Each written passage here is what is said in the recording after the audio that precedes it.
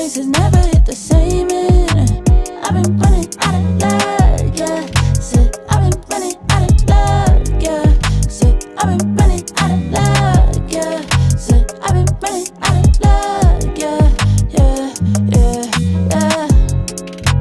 Kinda tired of trying at the same shit.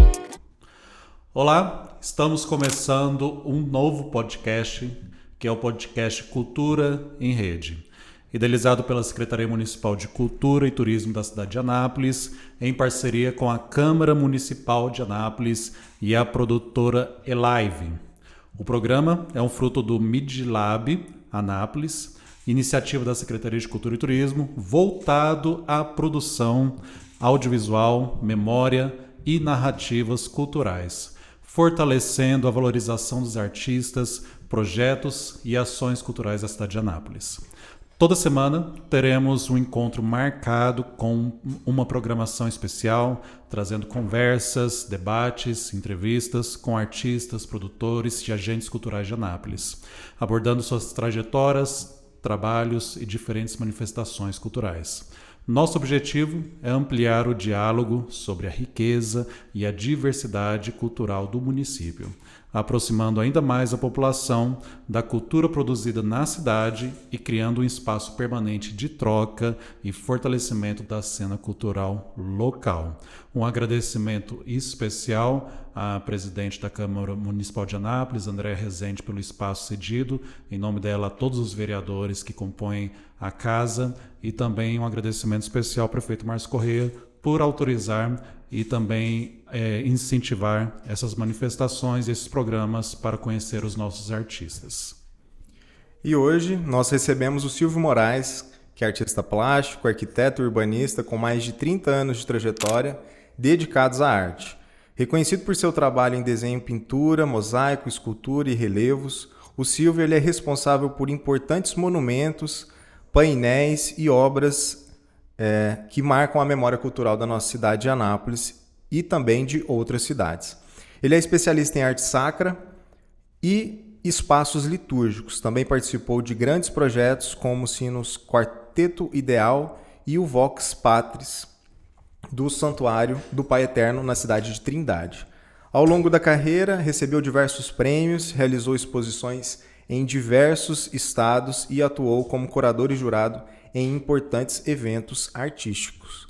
Hoje vamos conhecer um pouco mais sobre a sua trajetória, o seu processo criativo e sua contribuição para a arte e cultura.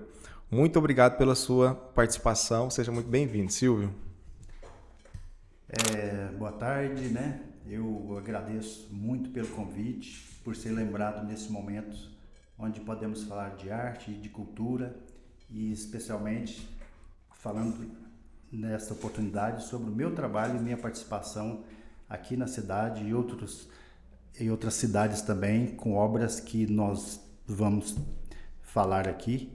E quero agradecer ao convite para nosso amigo Rafael e Danilo de participar, que é uma oportunidade um pouco de mostrar quem é o Silvio Moraes, trajetória do artista, né? E estou muito feliz por esse momento. Estamos muito felizes também por ser o nosso primeiro episódio e por ser você também que é reconhecido não só na cidade, mas nacionalmente e até fora do país. Silvio, quando foi que você percebeu que a arte não era apenas um interesse, mas algo que faria parte da sua vida dali para frente? Olha, Danilo falou de mais de 30 anos. E, para mim, esse momento é, inclusive, uma homenagem aos meus 39 anos para 40 anos, que vai fazer agora em agosto. Então começou criança. Então. Quando eu tinha 13 anos de idade. Então, aos 12 anos, eu já desenhava algumas coisinhas, né, tendo em vista ali alguns contatos que eu tive com arte, através de desenhos de colegas de sala da época, né? E aquilo serviu de interesse, despertei, né, de ver aquilo. Então comecei a desenhar por ali, né, na minha fase dos 12 anos de idade.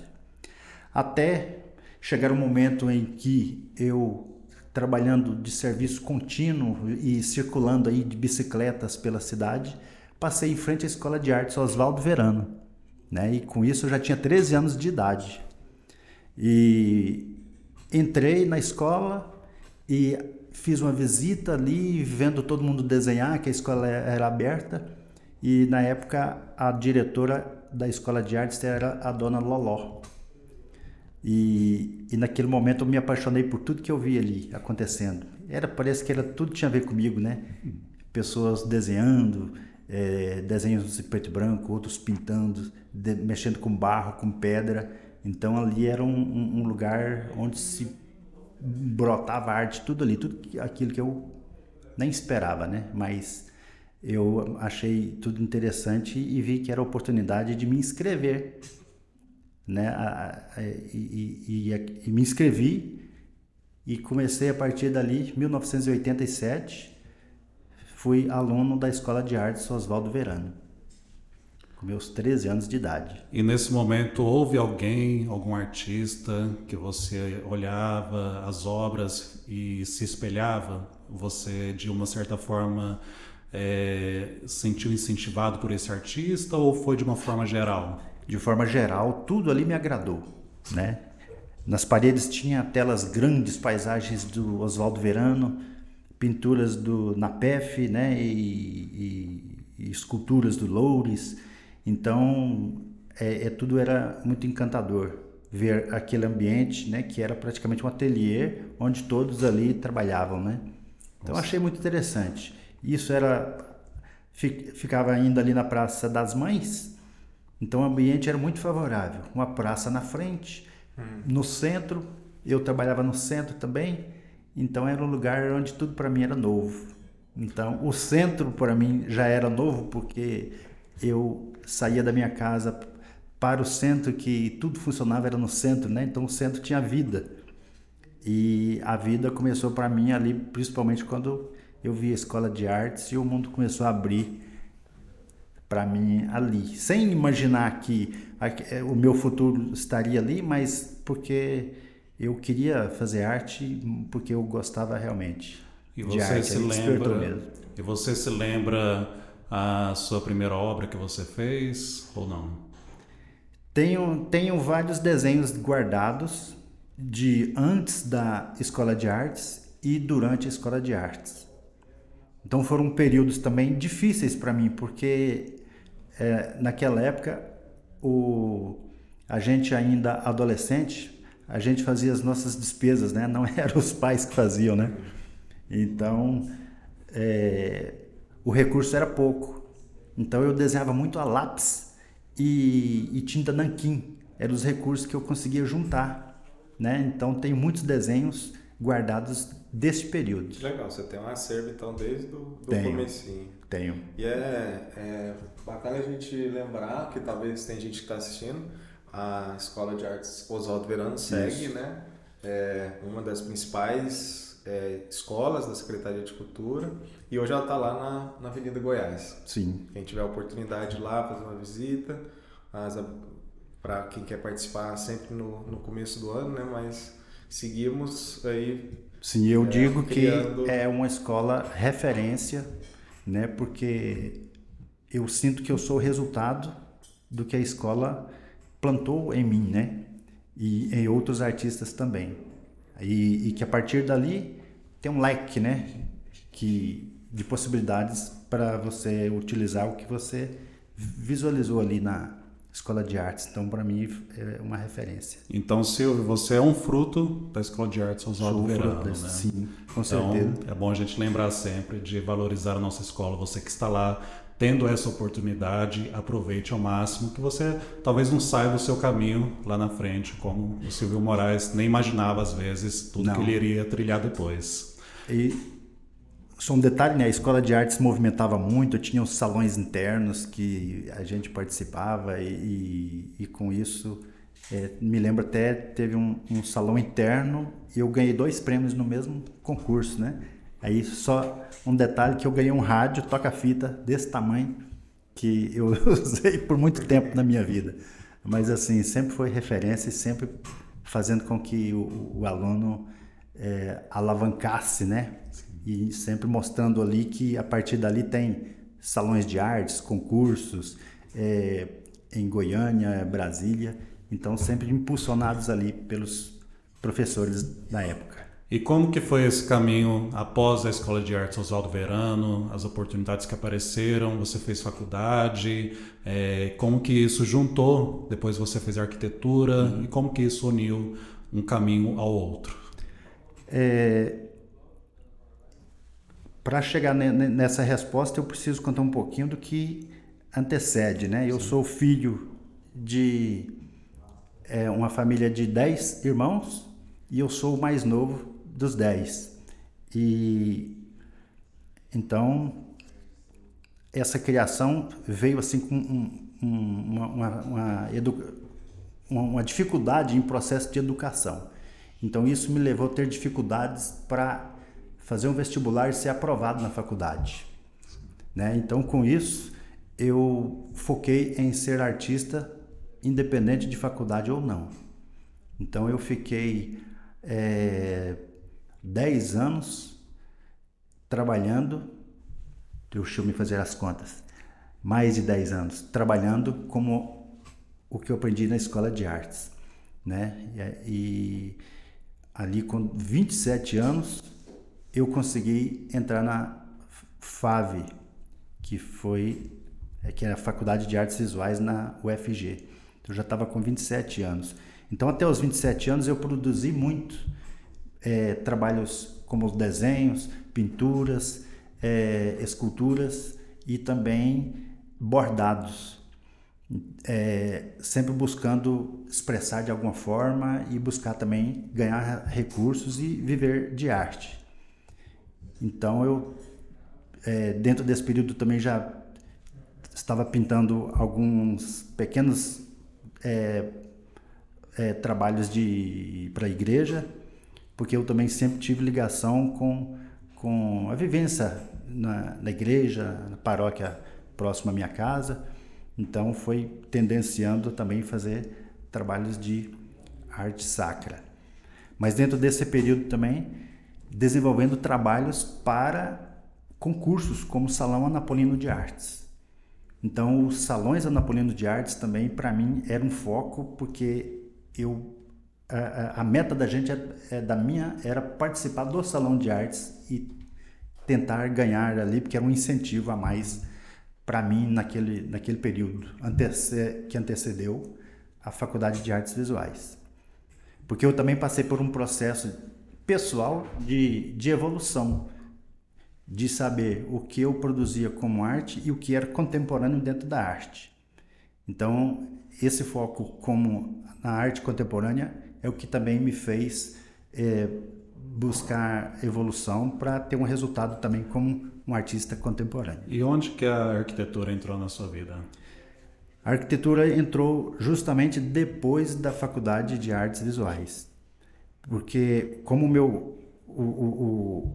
o que eu trabalhava mais estava dividido entre a arte sacra e a arte para as galerias, a arte contemporânea. Então eu sempre trabalhei esses dois leques. Por isso a variação dos meus trabalhos está nessa trajetória de atender os dois lados, né? E como eu trabalhei muito com as igrejas, eu opinava muito também dentro da arquitetura, mas eu não era arquiteto. E depois da Faculdade de Artes Visuais, eu fiz uma pós-graduação em Espaço Litúrgico e Arte Sacra na PUC do Rio Grande do Sul. Então eu me formei especialista em espaços litúrgicos, sem ser arquiteto.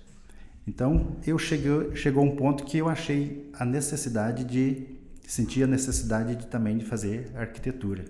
Foi quando veio o curso de arquitetura para Anápolis, através da Uni Evangélica, e eu consegui me adentrar e sou da primeira turma da Uni Evangélica. Muito legal. Sempre você já chega com digamos, com uma experiência muito grande, né, na Faculdade de Artes Visuais e continua buscando sempre conhecimento, né? Sempre. Isso com certeza algo importante em todas as áreas e também, né, nas artes visuais, enfim, um artista também tem que dar uma buscar sempre resposta, se aprimorar, né? sempre buscando uma resposta de nível para poder servir da melhor forma possível, né? Muito interessante. Uma questão que, assim, muitas pessoas passam por diversos monumentos seus aqui na cidade, diariamente, talvez não sabe que foi Silvio Moraes que criou. Como que é para você ver as suas obras e saber que as suas obras elas fazem parte da paisagem da cidade de Anápolis? Como que é isso? Bem, é muito realizador para mim, porque eu sempre imaginei, sempre pensei, sempre idealizei que Anápolis precisava ter monumentos e obras de artes nas praças e nos pontos específicos e estratégicos da cidade. E a gente tinha alguns painéis aqui que hoje não existem, né? Não existem mais. Que me lembro na Praça do Ancião, que tinha algumas esculturas ali, né? Tinha painéis ali do Antenor Silva, aí enlargueceram a Avenida Goiás, aí perdemos essa obra. Então eu sempre tive isso comigo.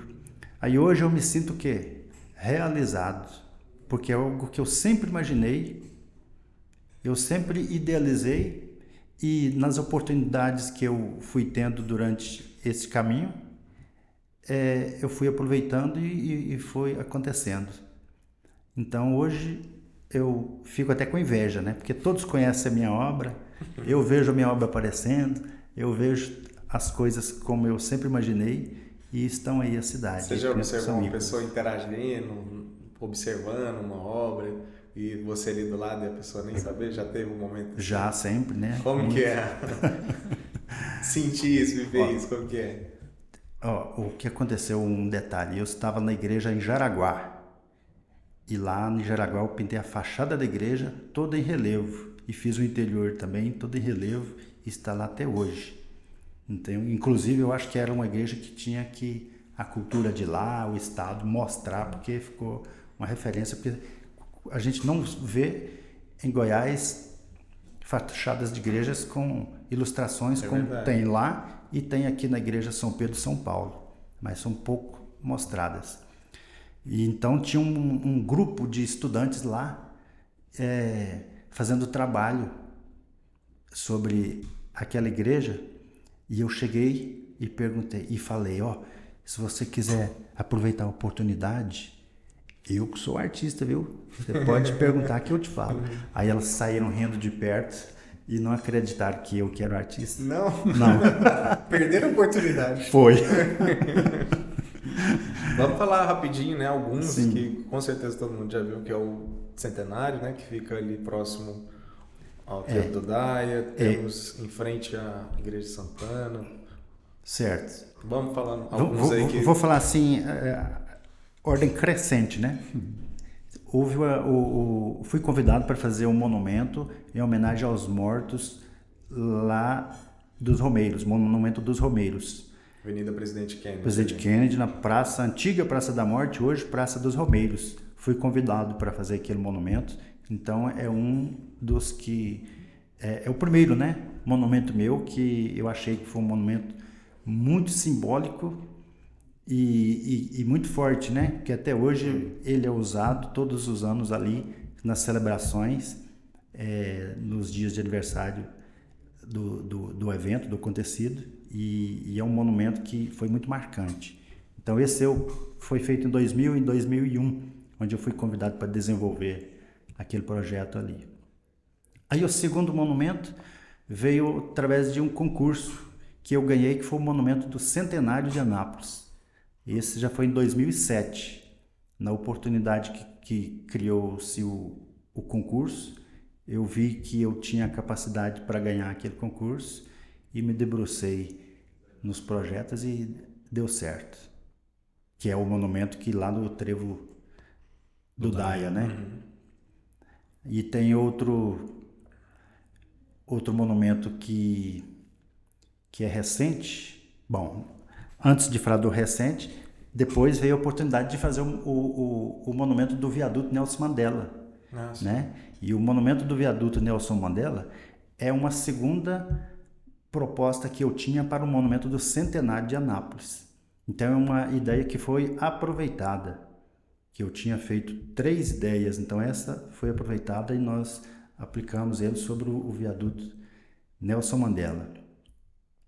E outro monumento que é recente, que para mim também foi uma evolução dentro dos espaços públicos de Anápolis e dentro do conceito de monumento, pelo menos dentro do que eu trabalho, é o monumento da Praça da Bíblia, que é um público evangélico. Então ali foi mais complicado, porque você trabalhar uma imagem, falar da Bíblia e criar um monumento para um público evangélico, mas que deu certo e o monumento está lá. Metal, não é? Isso, estrutura. Aí já foi outra realização minha, que eu sempre quis fazer um trabalho de aço. E lá eu trabalhei o aço e o concreto. Então o monumento está lá, está bem exposto, bonito, bem iluminado. E como que você acredita que a arte pública ela influencia na relação das pessoas com a cidade, com a comunidade? Como que você enxerga isso? Influencia porque ela é referência do que é a comunidade, né? Porque todo o simbolismo que tem os monumentos, ele não é meramente o que eu acho, mas são características que eu busco da comunidade ou do momento ali para aplicar na obra, né? Dando forma para o monumento. Né? O monumento do Centenário de Anápolis, por exemplo, ele tem 4 personagens e os 4 personagens sugerem os 4 pontos cardeais, pessoas que vieram de fora para morar aqui. E aqui eles ficaram sua bandeira. Então, são características do povo. E o povo anapolino é um povo religioso. Nós sabemos disso. E por isso eu coloquei um elemento apontando para o céu, que é fazendo uma relação à fé do povo. E outro personagem aponta para o chão, fazendo a relação ao trabalho. Então, fé e trabalho foi o que eu quis mostrar ali naquele monumento.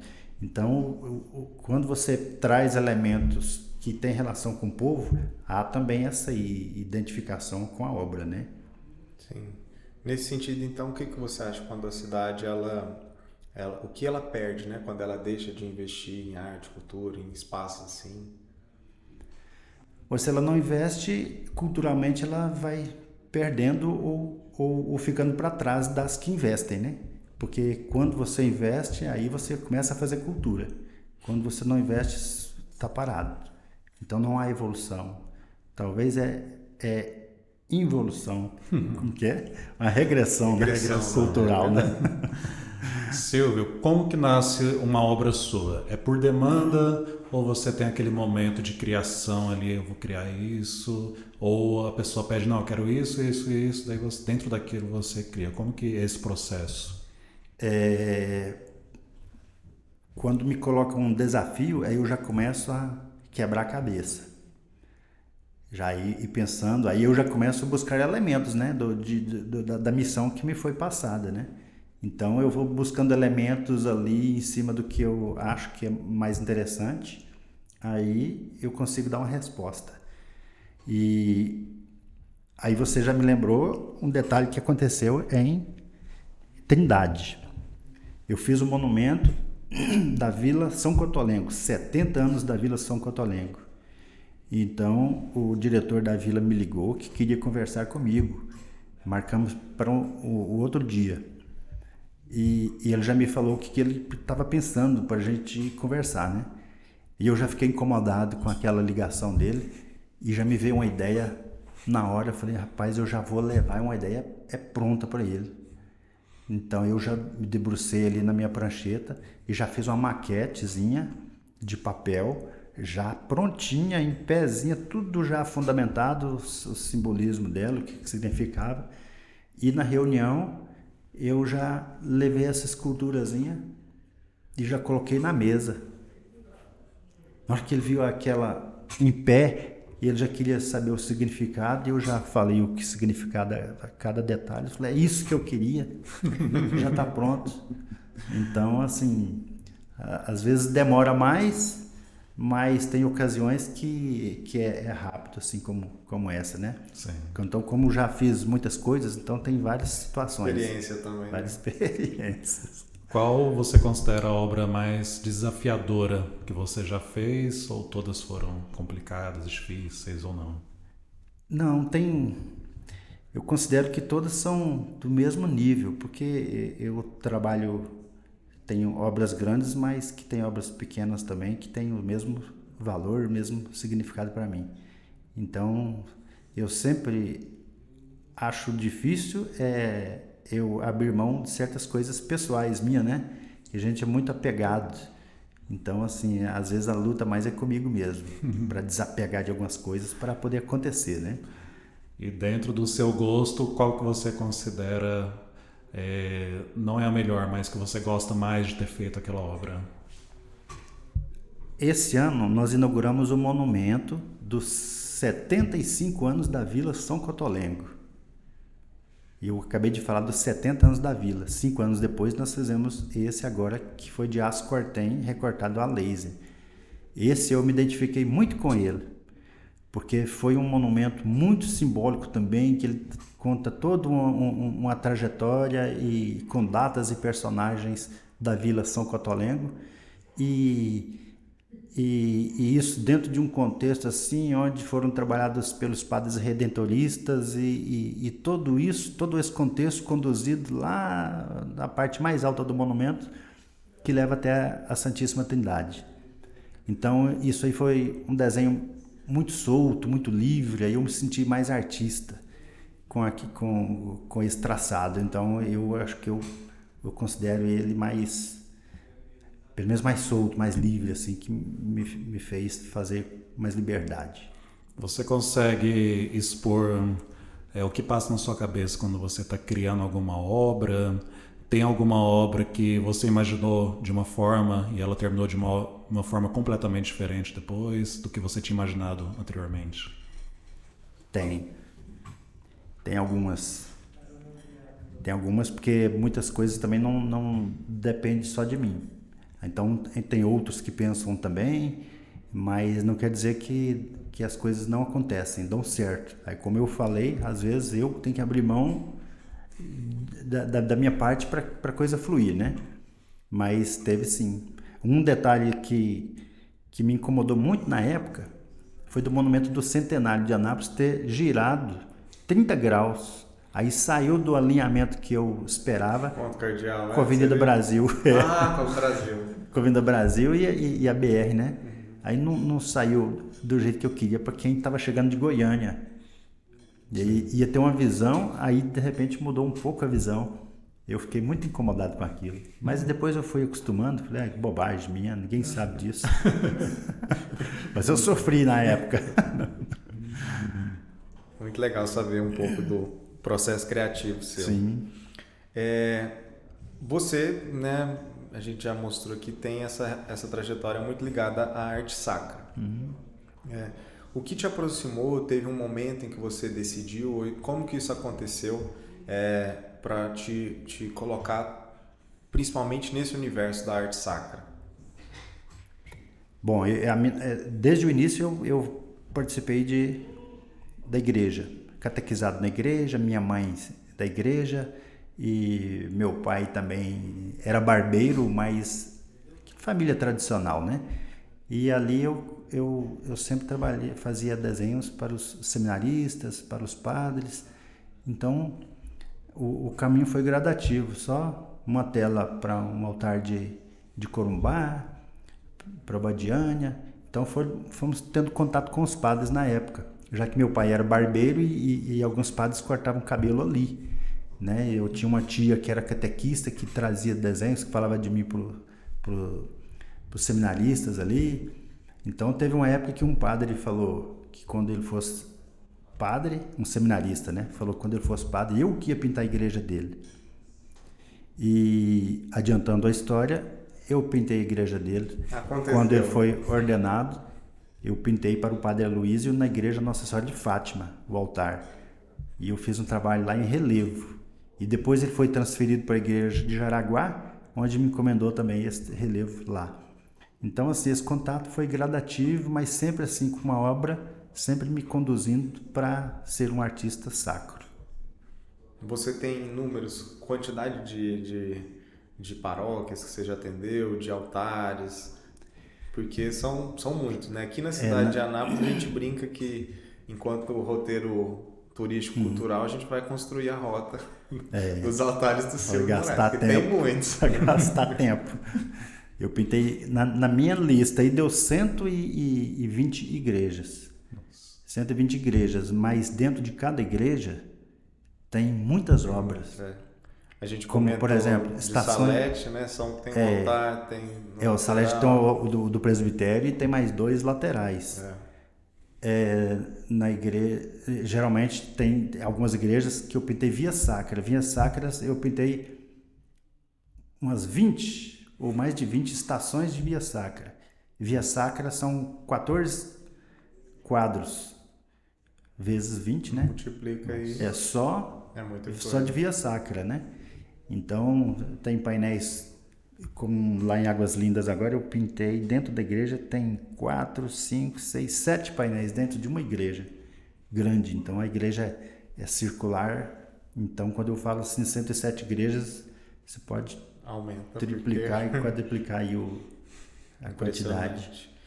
E existe alguma diferença entre criar uma obra artística que vai para uma igreja ou uma obra artística não sacra? Existe uma diferença no seu processo criativo? Para você existe alguma diferença, não? Existe. Existe a vivência, né? E dentro da obra não artística, sempre eu busquei uma evolução dentro dos dois lados.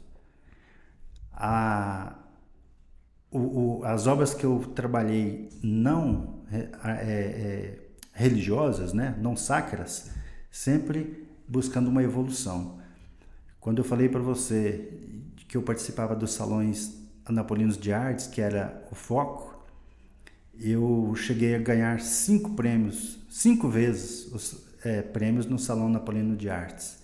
E o último que eu ganhei já estava trabalhando no contexto da arte contemporânea, onde eu ganhei com uma instalação na Galeria de Artes, que era um trabalho que eu desenvolvi na Faculdade de Artes Visuais. Aí eu finalizei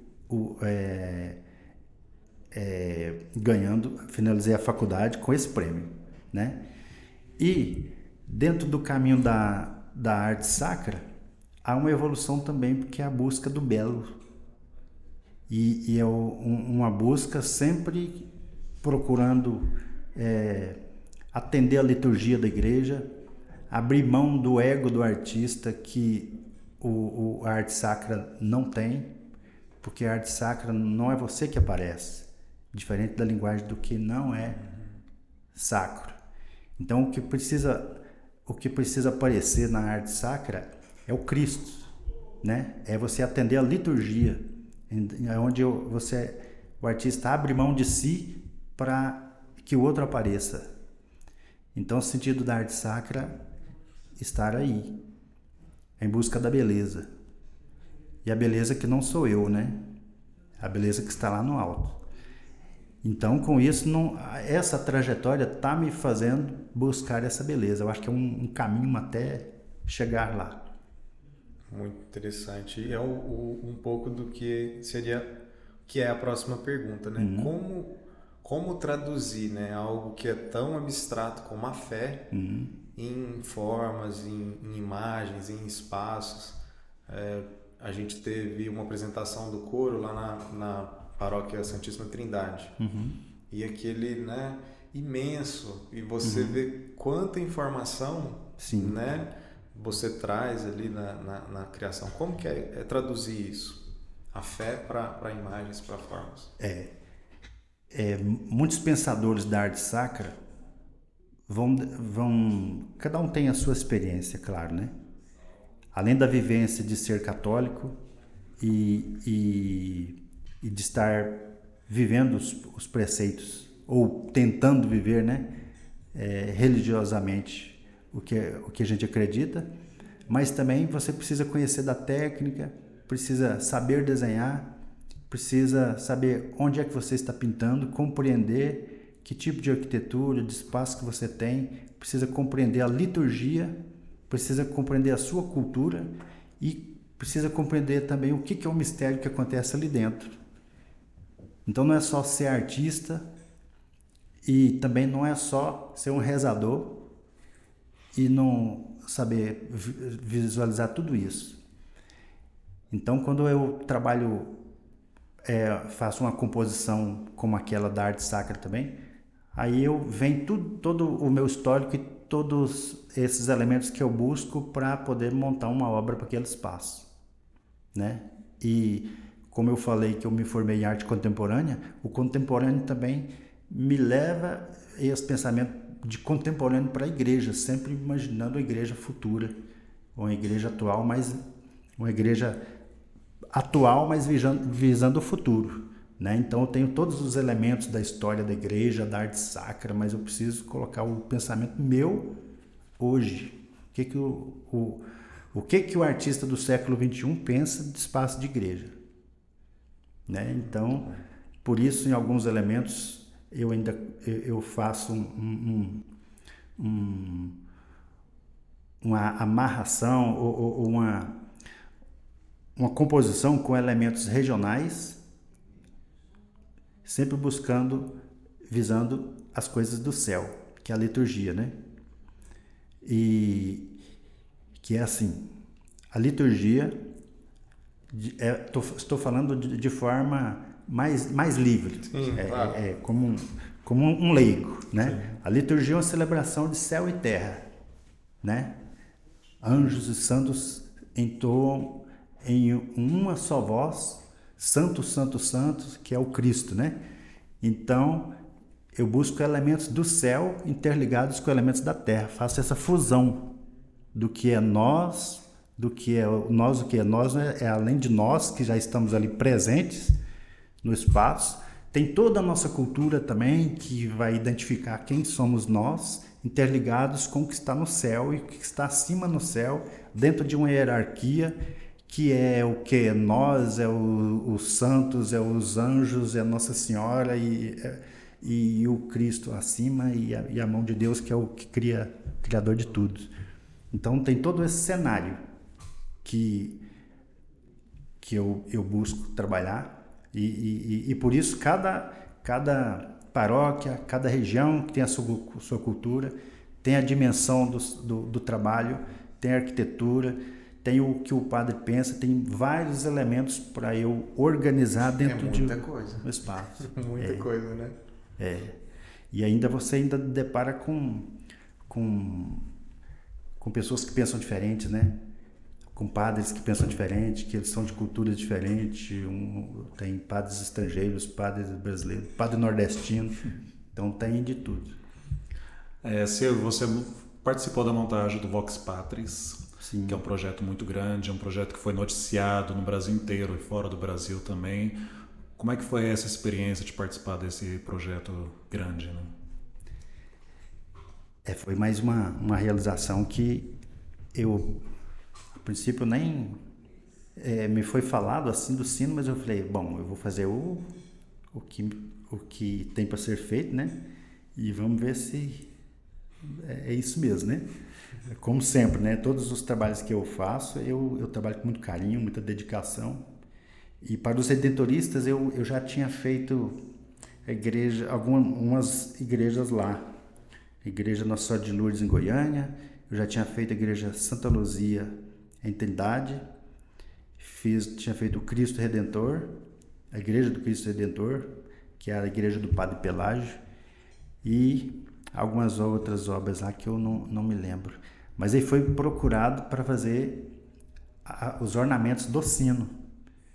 E aí para mim foi como qualquer outra encomenda, porque tudo que eu faço é trabalho com muito carinho, né? E dedicação. Mas o do sino foi diferente porque não se sabia ainda o que colocar no sino, o que desenhar no sino.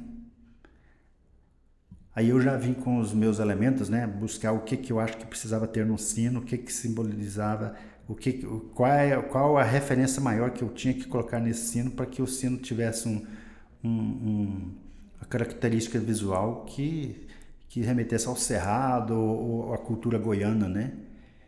Então eu já fiz todos os projetos, os poloneses me enviaram alguns desenhos lá e com muitos ornamentos lá que não tinha nada a ver com a nossa cultura.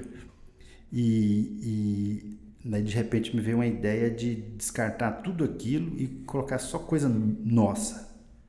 Falei, rapaz, eu vou colocar só vou encher isso aqui de bicho do cerrado. Aí eu desenvolvi todos os desenhos, dividi, né, graficamente o sino em 10 partes, aí pintei as telas, eu fiz os desenhos primeiro, né? E fiz uma maquete de papel para ver se tudo funcionava, usando elementos do cerrado, vegetação, animais do cerrado e as cenas lá que conta a devoção lá de Trindade, procissão de carro de boi, coloquei tudo ali no sino, né? Porque eu senti também assim que eu tinha que dar uma resposta madura, né? Aí eu fiz toda essa composição, fiz uma pesquisa da história de Trindade, das cenas principais que precisava distribuir nesses 8 lados, né, do sino, 8 cenas, né, do sino. Aí fiz as cenas, aí apresentei, deu tudo aprovado, tudo certo, né, com datas de cada acontecimento. Então o sino acabou tendo um visual assim que reforçou a nossa cultura, que deixou imortalizado, né? Exato. É o que nós temos de cultura.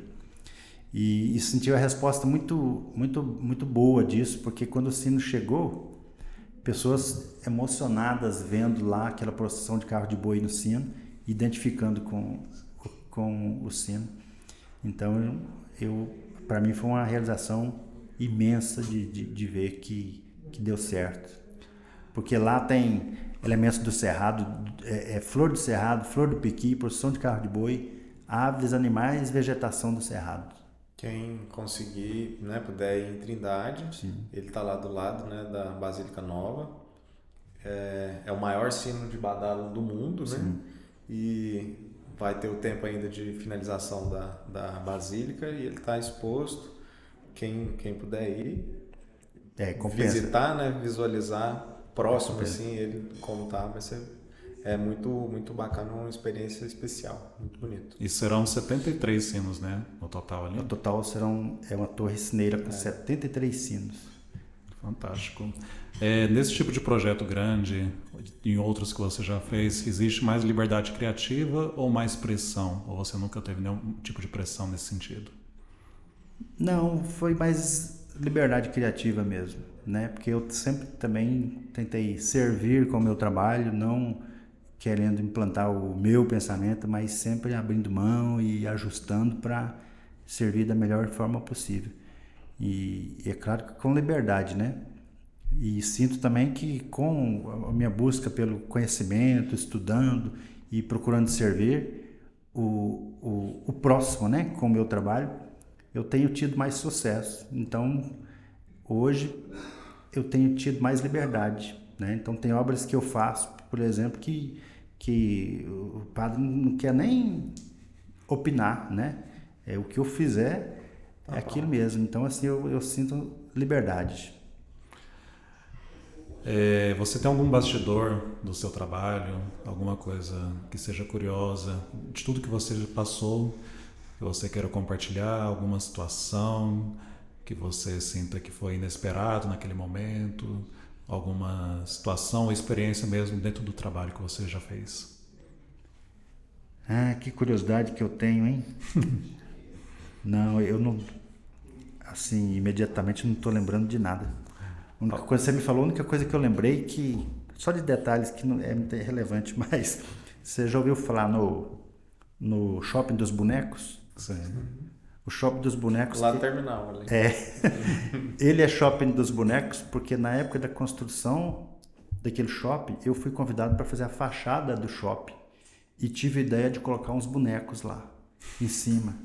na época. E fiz uma viagem grande até São Paulo para trazer esses bonecos e fazer arte neles para colocar lá.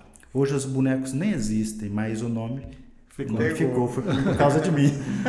Olha só. Essa é uma curiosidade importante, que ninguém sabe mesmo. Shopping dos bonecos. E tem outras que eu não estou lembrando, né? E tem uma do Parque Ipiranga. Essa do Parque Ipiranga, eu fiz uma escultura para o Parque Ipiranga, que está lá, escultura vermelha.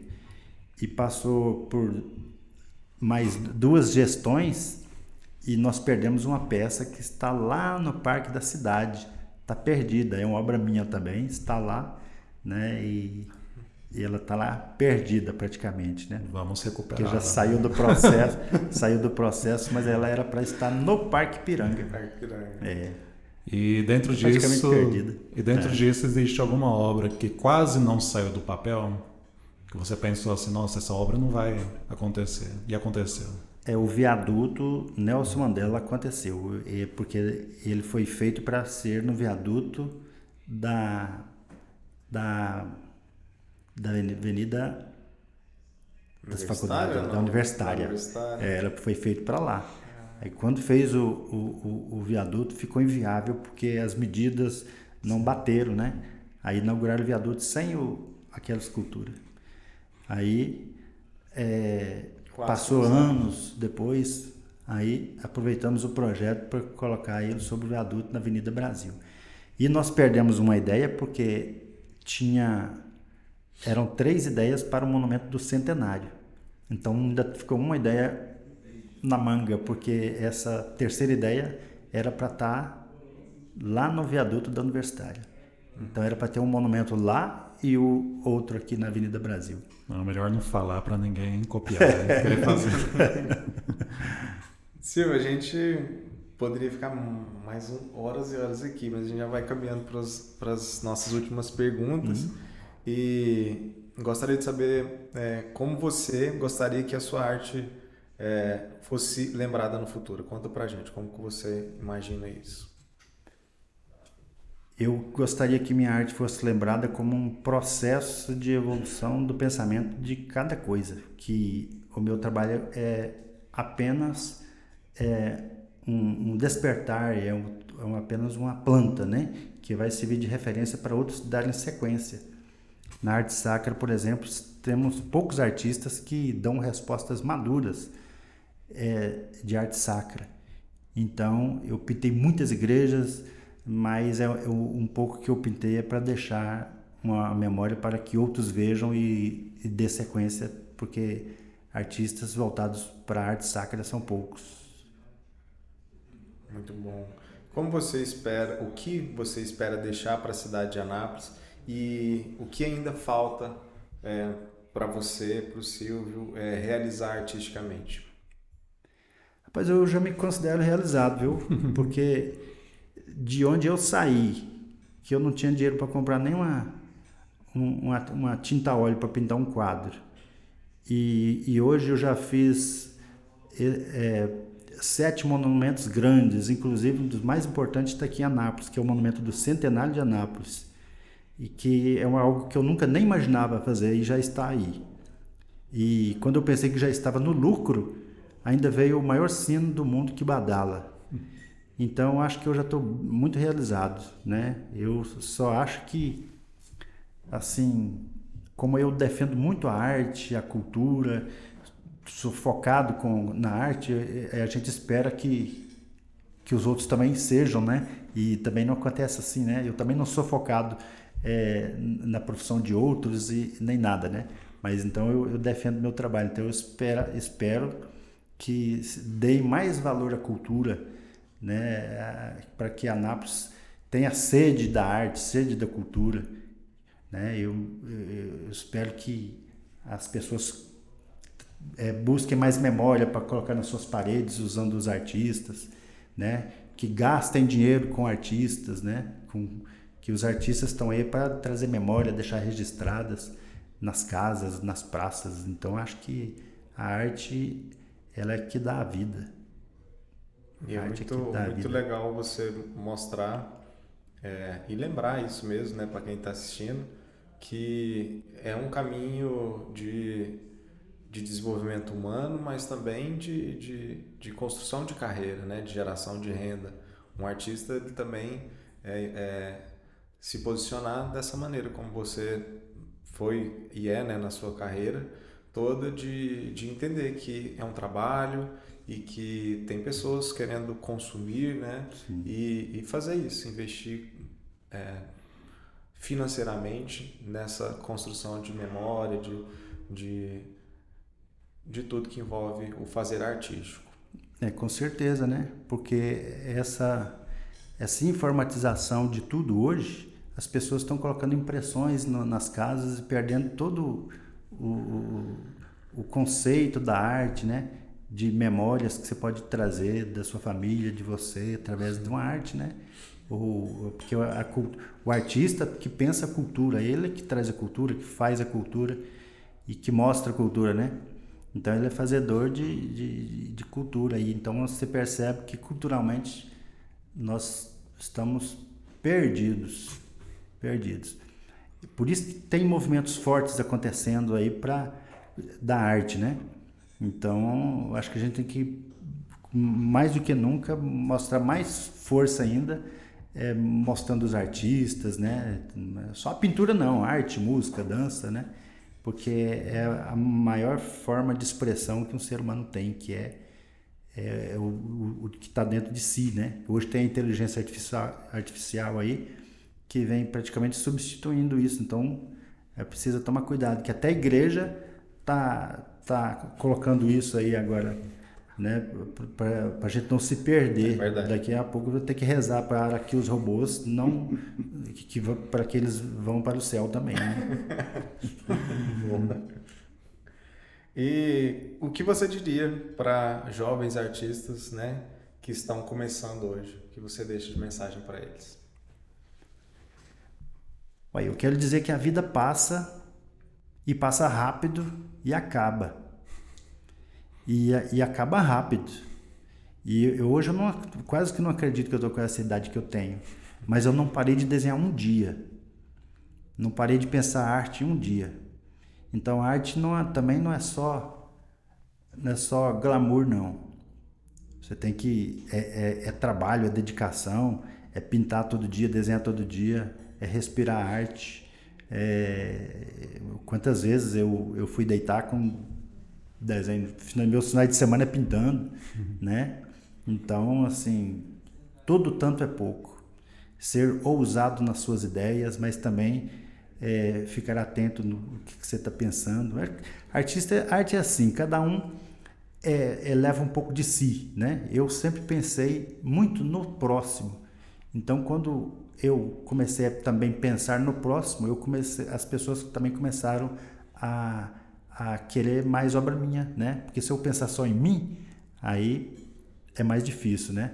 Então, o caminho que eu fiz é um caminho que eu vivo e sei que deu certo, né? Que é pensar, além de mim, pensar nos outros, né? A arte não é só para mim, é para os outros. É o outro que vai colocar na casa dele. Então, tem que ter esse cuidado, mas a criatividade você tem que expor, porque a criatividade ficar só para você também, ela morre ali. Verdade. Você precisa mostrar. Fazer ser visível. E eu gostaria de pedir, se você tiver alguma rede social, como que faz para encontrar o Silvio Moraes na internet, para ter um contato, para eu conseguir contratar o Silvio Moraes? Bom, minha rede social está no Instagram, Silvio Moraes, com I, Arte Sacra. Então você pode acessar ali, vai ter acesso às minhas obras e precisar ter algum contato comigo, pode ser por ali também. Silvio, nós gostaríamos de agradecer a sua presença aqui no nosso primeiro capítulo, na nossa primeira edição do podcast Cultura em Rede. Foi uma grande honra para nós e a gente faz isso exatamente para deixar esse legado e para que as futuras gerações conheçam os nossos artistas, saibam quem são, todo o trabalho que eles realizam ou realizaram. Então, parabéns por você estar aqui, por todo o seu trabalho, por toda a sua carreira aí. E e acompanhem. Nós esperamos assim que os próximos trabalhos também nós possamos ver aí na cidade de Anápolis acontecendo com as suas mãos também. Quero agradecer também muito, eu acho que a gente não poderia começar melhor, né? O Cultura em Rede Anápolis, esse podcast é para isso, para pessoas como você que são inspiração. Toque aí as pessoas e que seja mais conhecido e valorizado. Muito obrigado mesmo. Eu que agradeço a oportunidade e considero que esse momento é mais uma realização minha. Primeiro podcast que eu participo, né? Estava preocupado, mas já passou, né? Está finalizando, mas eu estou muito satisfeito e realizado, me sentindo reconhecido pela cultura anapolina, e quero dizer que eu, como artista, a mensagem que eu deixo, que eu ainda estou na sensação de que eu estou começando agora. Então, vamos, porque a vida é breve, vamos fazer arte, né? E parabéns para vocês pela iniciativa e espero que só sucesso a gente tem como parceiros da cultura, viu? E muito obrigado a você que nos acompanhou aqui no nosso podcast Cultura em Rede. Estejam atentos aos próximos capítulos, às próximas edições, aos nossos próximos convidados. E você também mande a sua sugestão de convidados, mande as suas perguntas do que seria interessante a gente debater aqui com os nossos artistas. E um grande abraço.